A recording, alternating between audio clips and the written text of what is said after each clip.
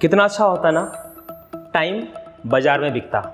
हम अपनी ज़रूरत के हिसाब से मार्केट जाते और बोलते भैया 2 किलो टाइम दे दो, 5 किलो टाइम दे दो।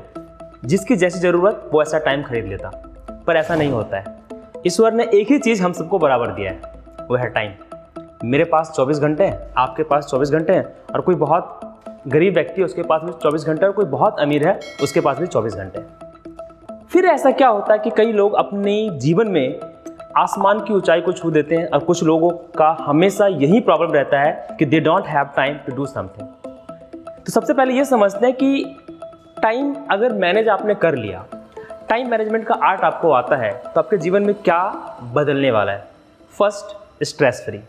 लाइफ बिल्कुल स्ट्रेस फ्री हो जाता है भाई साहब। मतलब किसी भी तरह का प्रेशर नहीं होगा। क्यों? क्योंकि आप ये समझते हैं कि पर्टिकुलर टाइम पर आपका काम खत्म हो गया, और जैसे ही काम खत्म हो जाता है ना, सेंस ऑफ अचीवमेंट आता है, रिलैक्स फील करता है आदमी। दूसरा जो बड़ा चेंज होने वाला आपकी लाइफ में, that is what? Getting opportunity. आप ज़्यादा अपॉर्चुनिटी गेट करने लगते हैं, आपको ज़्यादा मौका मिलने लग जाता है, और उसको आप अवेल भी करते हैं। क्यों? क्योंकि आपने टाइम पर जो लास्ट वाला काम था उसको पूरा किया था। टाइम मैनेजमेंट है क्या? किसी भी काम को सही समय पर अच्छे ढंग से खत्म करने को ही हम टाइम मैनेजमेंट कहते हैं। यानी जो आपने सोचा था, जो आपने प्लान किया था, दैट टाइम पर आप काम खत्म कर लेते हैं, तो this is time management. Time management बेहतर किया जा सकता है, ये एक आर्ट है।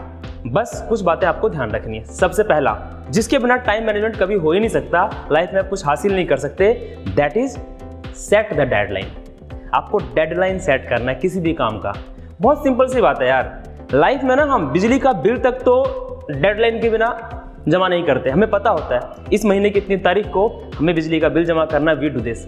ऐसे ही काम में भी होता है, ये आपको रेडी करता है। सेटिंग डेडलाइन आपके सामने एक विजिबल टारगेट ला के रख देता है, और अगर आपने डेडलाइन सेट नहीं किया तो एग्जैक्टली आपको पता ही नहीं होता इस काम को कब तक खत्म करना है। और अगर आपके सामने ऐसा टारगेट नहीं हो तो आप जनरली इस काम को नहीं करते।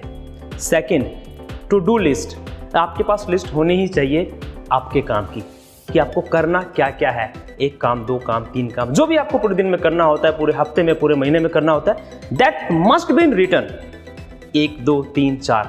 ऐसा करने से आपके अंदर ये सेंस पैदा होता है कि आपने एक काम को खत्म किया, अब दूसरे को करना है, अब तीसरे को खत्म करना है। अगर आपके पास वो लिस्ट नहीं होगा ना, तो उसको होने की संभावना बहुत कम है, शायद नहीं आप उस ओर बढ़ें।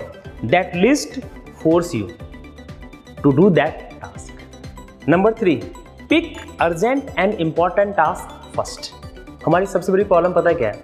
जो काम हमारे सामने आता चला जाता है, हम उसके अनुसार काम करते चले जाते हैं।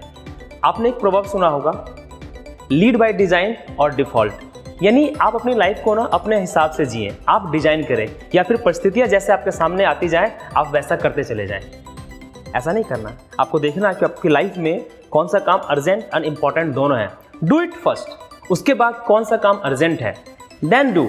तो अगर आपको पता होगा कि ये काम मेरा अर्जेंट है, इसके होने से ऐसा होने वाला है और ऐसा नहीं होने वाला है, डू इट।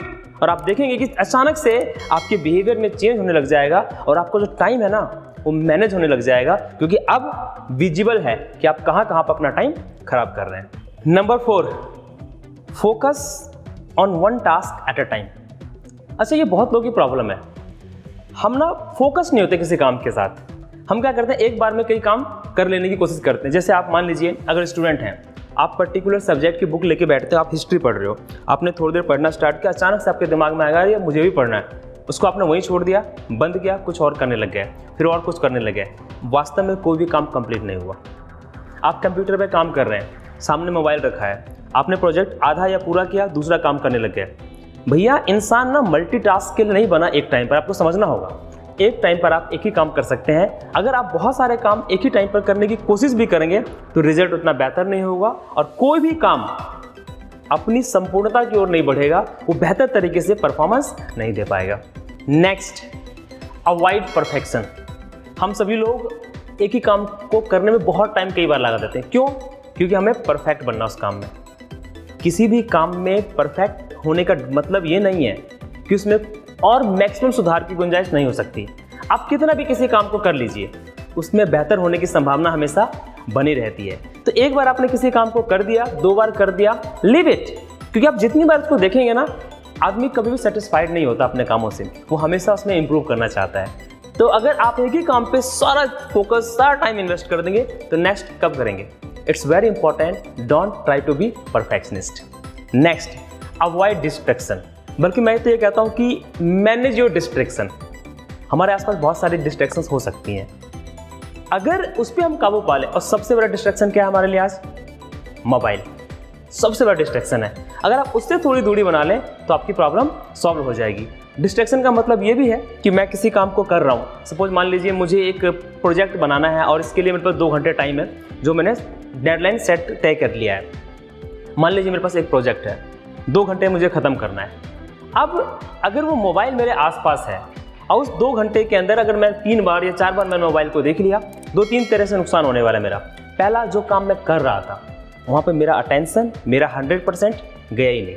अब उसका जो रिजल्ट होगा वो अप टू द मार्क नहीं होगा, वो कमज़ोर होगा।